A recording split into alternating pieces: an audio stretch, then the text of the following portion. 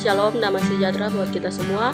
Perkenalkan, nama saya Septi Arigatokoro, mahasiswi dari TKP Murada Sintani, jurusan Pendidikan Agama Kristen semester 4F. Di sini saya akan menafsirkan dari teks Perjanjian Baru yang saya dapat dari surat 3 Yohanes pasal 1 ayat 5 sampai dengan ayatnya yang ke-12 dengan judul atau perikop saling menolong dan perlawanan.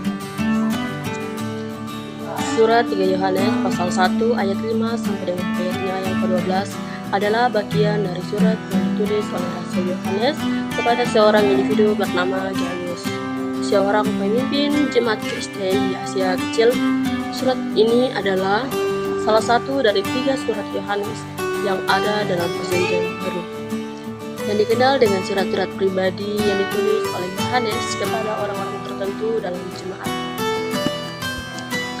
Ayat-ayat ini menggambarkan keteguhan Gaius dalam menunjukkan keramahan dan dukungannya terhadap para penginjil dan hamba Tuhan yang datang kepadanya, serta kontras dengan tingkah laku Diotrefes, seorang pemimpin yang sombong dan menghalangi orang lain untuk memberi sambutan terhadap para penginjil. Kesulitan dalam memahami teks ini mungkin muncul dalam hal interpretasi tentang hubungan gereja dengan para penginjil atau hamba Tuhan yang berpergian, serta bagaimana perilaku Diotrefes menggambarkan tantangan dalam kehidupan gereja primitif, serta otoritas dan konflik internal di kalangan para pemimpin gereja. Surat ini ditulis oleh Yohanes kemungkinan besar pada akhir abad pertama di saat gereja Kristen sedang berkembang di wilayah Asia Kecil. Pada waktu itu banyak penginjil dan misionaris berpergian dari kota ke kota untuk menyebarkan Injil. Keberadaan mereka sangat tergantung pada sambutan dan dukungan dari jemaat-jemaat lokal untuk dapat terus melakukan tugas mereka. Dalam surat ini Yohanes memberi pujian kepada Gaius karena kesetiaannya dalam mendukung penginjil yang datang kepadanya. Namun ada juga tokoh yang disebut dalam surat ini, yaitu Diotrefes, yang digambarkan memiliki sifat sombong dan menentang otoritas Yohanes serta menghalangi para penginjil untuk diterima di jemaat. Jadi konteks latar belakang surat ini mencangkup konflik dalam gereja terkait dengan otoritas dan cara penginjilan yang dilakukan, serta bagaimana anggota jemaat harus berperan dalam mendukung pelayanan tersebut. Kerukma dari surat 3 Yohanes pasal 1 ayat 5 sampai dengan ayat yang ke-12 dapat dirangkum dalam bagian utama. 1. Bagian pertama, pujian terhadap Gaius.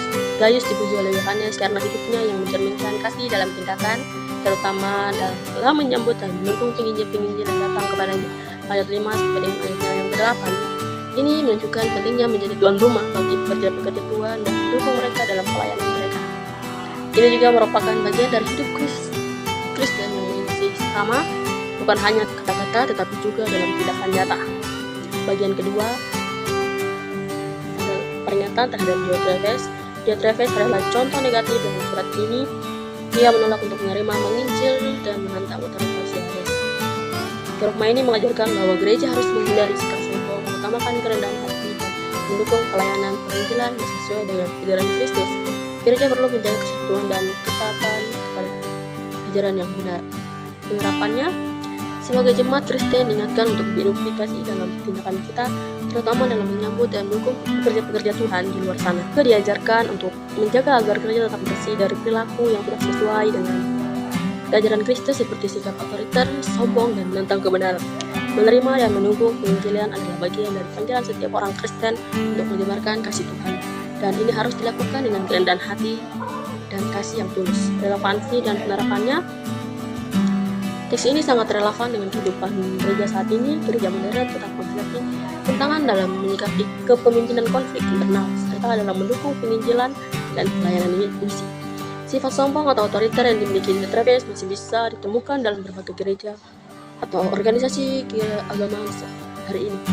Oleh karena itu, pesan Yohanes dalam surat ini adalah panggilan untuk hidup dengan rendah hati, terbuka, bekerjasama dengan sesama, mendukung pekerjaan penginjilan dengan kasih dan kerendahan hati. Relevansi untuk jemaat adalah mempertahankan semangat kerjasama dalam pelayanan dan mendukung para penginjil yang membutuhkan dukungan untuk melanjutkan pekerjaan mereka. Selain itu, kita diajarkan untuk meneladani Gaius dalam hal kebaikan hati dan kesetiaan terhadap Kristus, sementara waspada terhadap sikap atau perilaku yang menghalangi kebenaran dan kesatuan gereja.